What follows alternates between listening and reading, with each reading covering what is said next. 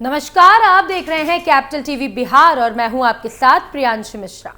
साल 2024 की विदाई होने वाली है और कुछ ही दिनों में हम लोग नए साल 2025 में प्रवेश कर जाएंगे। 2024 में बिहार की राजनीति किस कदर नेताओं पर हावी रही और राजनेताओं के बोल कैसे कैसे रहे, इस पर नजर डालेंगे। तो दिग्गज नेताओं के कारनामे सुर्खियों में रहे तो कई बड़े नेताओं के विवादित बयान से बिहार की राजनीति गरमाई। आज की स्पेशल स्टोरीज में हम आपको बताएंगे कि 2024 के राजनीतिक पल और नेताओं के बयान के बारे में।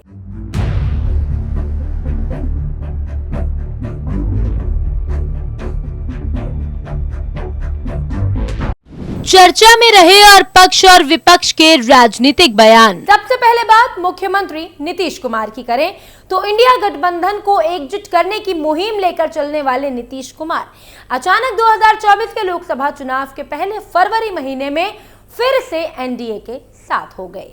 इसके बाद जमकर सभी पार्टियों की राजनीतिक बयानबाजी शुरू हुई और विधायकों की अदला बदली भी शुरू हुई। इसके बाद विधानसभा सत्र के दौरान तेजस्वी यादव ने सदन में नीतीश कुमार को कहा कि कम से कम एक बार तो बता देते कि हम नहीं रहना चाहते।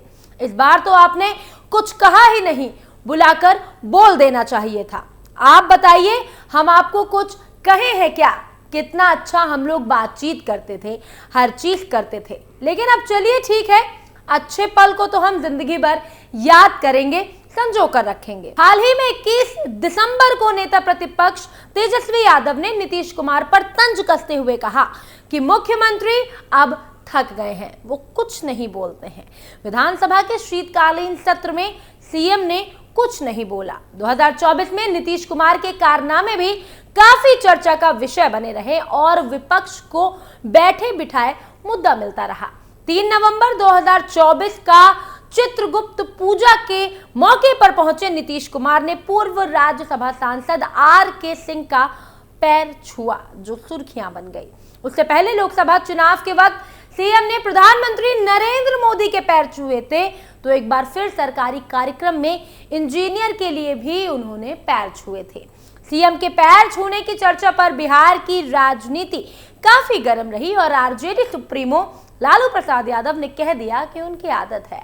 अब बात करें नेताओं के उन विवादित बयानों की जो नहीं बोलना चाहिए, लेकिन नेताओं की जबान फिसल जाती है। इसमें भी सबसे पहले नंबर पर आते हैं नीतीश कुमार।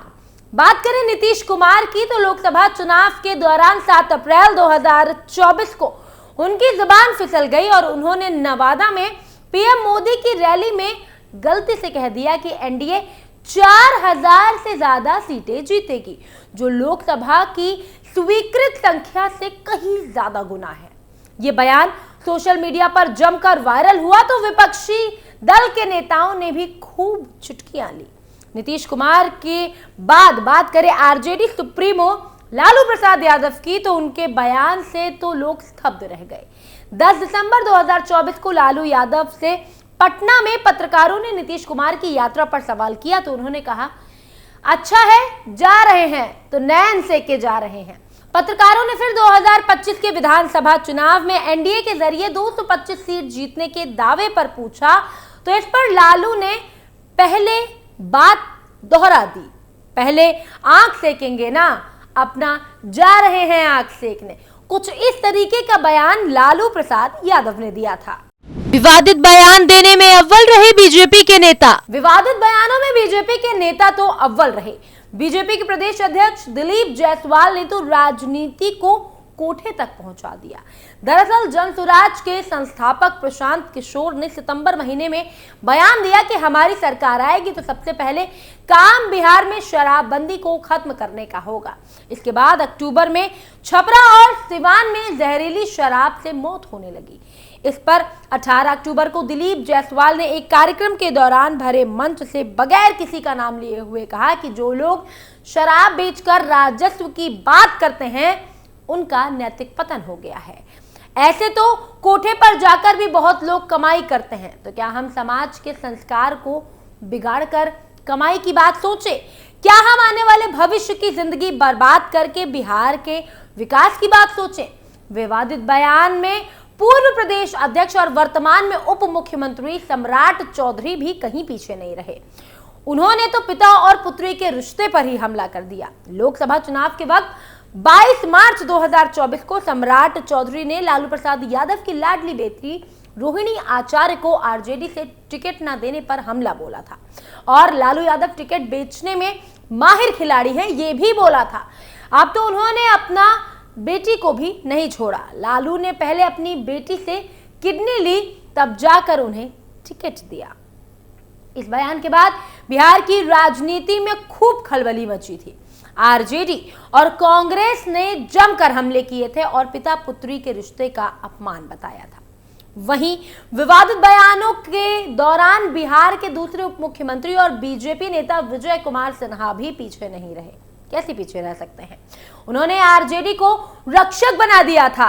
5 सितंबर को विजय कुमार सिन्हा ने कहा कि आरजेडी एक संस्कृति है जो अराजकता, भय और समाज के अंदर उन्माद पैदा करती है। इनके गमछा और मुरैठा को देखते ही लोग इन्हें पहचान लेते हैं। पहले असुरों के सींग होते थे, दांत निकले होते थे तो पहचान में आ जाते थे। अब धीरे धीरे सृष्टि में बदलाव के बाद सींग भी गायब हो गया और दांत भी गायब हो गया। जो असुर प्रवृत्ति के अराजकता उत्पन्न करने वाले गरीबों को, दलितों को, शोषितों को, पिछड़ों को सताने वाले और समाज को लूटकर अकूट संपत्ति जमा कर अपने परिवार की जिम्मेदारी चलाने वाले हैं, वो चेहरा छुपाना चाहते हैं। जुबानी हमले में लोजपा सुप्रीमो चिराग पासवान भी पीछे नहीं रहे। उन्होंने अपने गठबंधन के नेताओं पर बयानबाजी करके खूब सुर्खियां बटोरी और कई दिनों तक राजनीति को गर्मा कर रखा। 26 सितंबर 2024 को चिराग पासवान ने बाहुबली पूर्व सांसद आनंद मोहन पर हमला करते हुए कहा कि आनंद मोहन सक्रिय राजनीति से नहीं जुड़े हुए हैं। उनकी बात पर किसी तरह की प्रतिक्रिया देना जरूरी नहीं है। हालांकि उनके परिवार के कई सदस्य सक्रिय राजनीति में हैं। मुख्यमंत्री नीतीश कुमार की कृपा पर वो जेल से बाहर आए हैं। संगीन अपराधों की वजह से वो जेल में थे।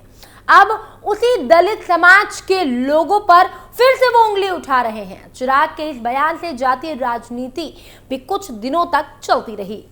केंद्रीय मंत्री जीतन राम मांझी नहीं रहे पीछे। जातीय राजनीति की बात आई तो हिंदुस्तान आवाम मोर्चा के संरक्षक और केंद्रीय मंत्री जीतन राम मांझी भी बयानबाजी से पीछे नहीं हटे। उन्होंने लालू प्रसाद यादव की बिरादरी पर हमला करते हुए विवादित बयान दिया था। जीतन राम मांझी ने 25 सितंबर को तेजस्वी यादव पर निशाना साधते हुए कहा कि वो लोग नहीं पढ़े हैं। मेरा बेटा पीएचडी है और प्रोफेसर है। हम भी बीए ऑनर्स किए हैं। उनकी डिग्री क्या है वो बताएं। दूसरी बात ये कि तेजस्वी अगर हमको शर्मा कहते हैं तो वो अपने पिताजी के बारे में बताएं कि उनके पिताजी किसके जन्मे हुए हैं। गरड़िया के जन्मे हुए हैं। वो गरड़िया हैं, यादव नहीं। मांझी के बयान के बाद काफी दिनों तक आरजेडी नेता हमला करते रहे।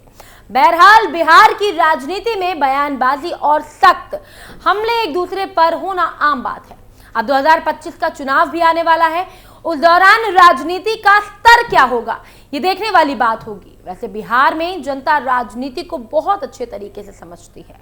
इस बात की तारीफ राज्यपाल विश्वनाथ अर्लेकर भी कर चुके हैं। एक कार्यक्रम के दौरान उन्होंने कहा था कि बिहार के लोगों को राजनीति अच्छी समझ आती है। यानी 2024 में बिहार में ऐसे ऐसे मुद्दों पर जुबानी जंग देखने को मिली जिसको सोचकर हर कोई हैरान हो गया। लेकिन 2025 आने से पहले भी ये बयानबाजी का दौर रुकने का नाम नहीं ले रहा है। फिलहाल आज की स्पेशल स्टोरी में इतना ही, लेकिन बिहार की राजनीति को लेकर अपनी राय कमेंट बॉक्स में जरूर बताएं और बिहार की तमाम खबरों को जानने के लिए आप जुड़े रहिए हमारे चैनल के साथ और देखते रहिए कैपिटल टीवी बिहार। नमस्कार।